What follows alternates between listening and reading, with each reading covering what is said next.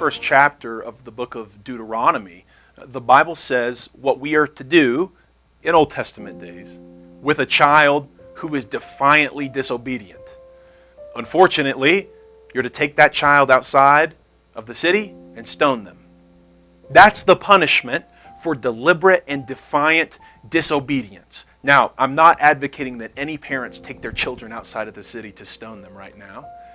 But there's an interesting word in the Hebrew language used to express what it means to be defiant, deliberately disobedient. It's the word mara. If a child is mara, which translates in English disobedient or defiant, but this is a deliberate, in your face defiance. And if a child is mara, you're to take him outside of the city and stone him.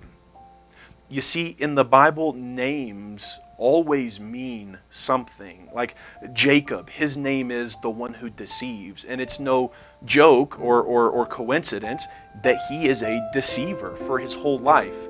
Names are very descriptive. Abraham, exalted father. And Abraham becomes the father of many nations. Names often tell us something about an event or a person or a set of characters. The people of Israel are delivered after this wonderful event at the Red Sea. And they begin to wander into the wilderness, and they don't get very far before they start to complain. They start to complain to Moses, and they start to complain to God. And they finally stumble upon a single well, but the water is bitter. And do you know what they named the well? Mara.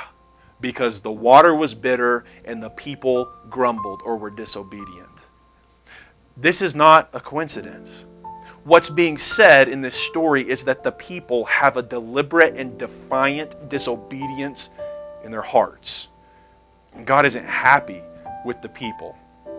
We would expect, if we know the rest of the story, though, for God to take the children outside of the city and stone them.